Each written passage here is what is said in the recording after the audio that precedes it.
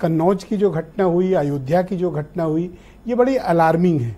आपको लगता है कि जो क्रिमिनल इन्वेस्टिगेशन है वो सही रास्ते पर है, या फिर ये एक पॉलिटिकल थिएटर में तब्दील होता जा रहा है कि एक दूसरे पर आरोप लगाओ और इसका स्कोर सेटल करो?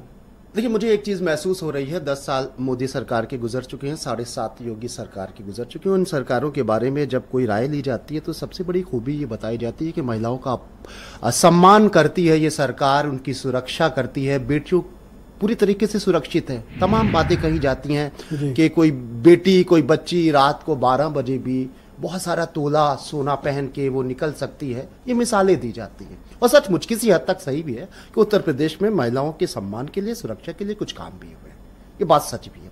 लेकिन फिर ये एपिसोड क्यों चल रहा है देश में भी, उत्तर प्रदेश में भी?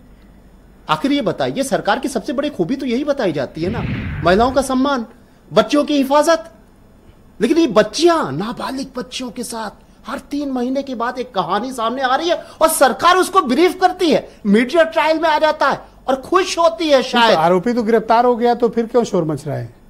शोर इसलिए मच रहा है क्योंकि रेपिस्ट जो है उसकी या तो लाल टोपी होती है, या भगवा टोपी होती है, या नीली टोपी होती है, उसमें तालियां बजाई जाती हैं और ये कहा जाता है कि रेपिस्ट जो है वो मतलब वो अपने दाग को छुपा लिया जाता है। सरकार अपने उस दाग को छुपा लेती है और यही सरकार, यही पार्टी बार बार कहती है कि हम महिलाओं को सम्मानित करते हैं, हम उनको सुरक्षित करते हैं। लेकिन रेपिस्ट की फिर ये पहचान की जाती है कि वो समाजवादी है, वो बसपाई है, वो कांग्रेसी, कभी कभी तो वो बीजेपी से भी जुड़ा हुआ भी होता है और उसकी खूब चर्चाएं होती हैं। पहले रेप होता है, फिर पॉलिटिकल रेप होता है, फिर मीडिया का रेप होता है, लगातार ये कहानी चलती रहती है, फिर फॉलो एक बात इस घटना में जो मुझे अभी भी जिसका उत्तर नहीं मिला, हो सकता है किसी के पास हो, रात 11 बजे एक महिला एक बच्ची को लेकर नवाब सिंह यादव के कमरे पे क्यों गई?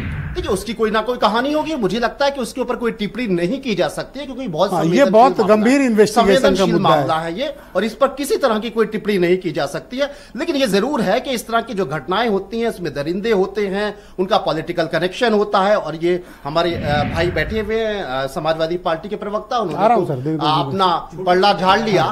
लेकिन एक बात याद रखिए कि नवाब साहब का ताल्लुक तो समाजवादी पार्टी से रहा है। ओके, बोलिए, आप कुछ कहना चाह रहे थे? लड़की के माता पिता ने आरोप लगाया है इसकी बुआ के ऊपर कि ये उसको वहां से लाई है, क्या नाम, नोएडा से, लड़की के माता पिता के पास से, और दादी बाबा के पास छोड़ने जा रही थी। और जबकि वो महिला ये कह रही है कि वो लखनऊ से आई है। आपका कहने का मतलब है कि महिला रोल संदिग्ध है, महिला का रोल संदिग्ध है, नवाब सिंह के साथ मिली हुई है वो महिला, और भारतीय जनता पार्टी के लोग भारतीय जनता पार्टी तो नवाब सिंह को क्यों फंसाएगी फिर? वो तो नहीं फंसा रही, हो तो कह नवाब भैया का कोई गलती ही नहीं है। तो पुलिस कैसे आ गई वहां पे? पुलिस को तो उस लड़की ने बुलाया जब उस लड़की का टॉप तो लड़की नोएडा की है, जब कोई कांटेक्ट नहीं था तो क्यों नवाब सिंह को फंसाएगी? वो नहीं, ये लड़की जो, ये जो बुआ है उसकी, ये वहीं की है। वो नवाब सिंह के साथ उसके 6 महीने से, मतलब 6 साल से उनकी बातचीत है।